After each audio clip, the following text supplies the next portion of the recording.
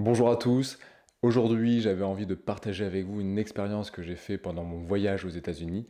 Très simplement, quand je terminais un film couleur, il m'arrivait de charger un film noir et blanc et de refaire exactement la même photo. On a tous eu un jour un moment d'hésitation entre charger son boîtier avec de la couleur ou du noir et blanc, parce qu'une fois que c'est fait, on ne peut plus revenir en arrière. Le but de cette vidéo, c'est d'essayer de comprendre comment choisir l'un ou l'autre. Cette expérience me rappelle un petit peu ce que faisait Joel Meyerowitz. Il avait deux Leica, un chargé avec de la Kodachrome, donc un film couleur, et l'autre boîtier chargé avec de la Tri-X, qui était un film noir et blanc. Il comparait les résultats, les étudiait, pour voir laquelle il préférait, et en fait, c'est un très bon exercice pour savoir où va votre préférence, vers le noir et blanc ou vers la couleur. Et je vous raconterai à la fin de cette comparaison ce qu'avait décidé, ce qu'avait conclu Joel Meyerowitz suite à cet exercice. Donc on va pouvoir commencer les comparaisons. Là, on a une image, une voiture sous bâche avec un drapeau américain en arrière-plan. Les deux images sont globalement plutôt pas mal. C'est même pas une question de couleur ou de noir et blanc qui va m'orienter, mais plus une question de cadrage. Je préfère effectivement le cadrage de l'image en couleur. Et ce qui pourrait être très intéressant, c'est de la convertir en noir et blanc. Donc si je fais ça comme ça, noir et blanc, vous voyez que globalement l'image est aussi très bien. On passe à la deuxième comparaison.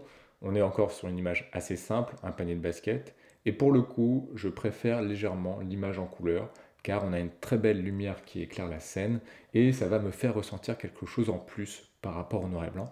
Mais encore une fois, c'est plus une préférence personnelle, et je pourrais comprendre qu'on préfère l'image en noir et blanc. Dernière comparaison, comme vous le voyez, un choix assez difficile. On peut voir donc El Capitan dans la vallée du Yosemite. Moi, j'ai une préférence pour le noir et blanc car j'adore le noir et blanc en paysage. Et qui dit Yosemite dit forcément Ansel Adams, qui était un photographe que j'aime beaucoup, qui photographiait cette vallée en noir et blanc. Donc si je devais faire un choix, ici, ce serait la photo en noir et blanc. Finalement, ce qui va vous départager entre choisir le noir et blanc et la couleur, c'est votre vision personnelle de la photo. Qu'est-ce que vous essayez de dire? Est-ce que c'est plutôt l'aspect graphique du noir et blanc versus le côté émotionnel que peut apporter la couleur? Tout dépend de ce qui vous fait, vous, ressentir des émotions. Moi, par exemple, quand je charge un boîtier avec un film noir et blanc, mon cerveau passe tout de suite en mode photo noir et blanc.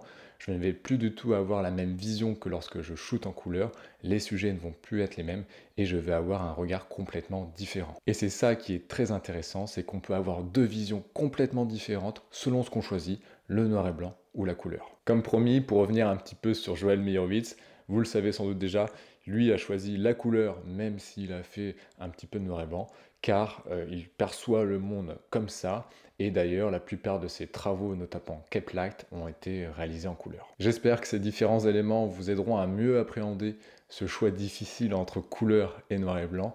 N'hésitez pas à me suivre sur Instagram, j'y poste à la fois de la couleur et du noir et blanc justement, et moi je vous dis à très vite pour une prochaine vidéo.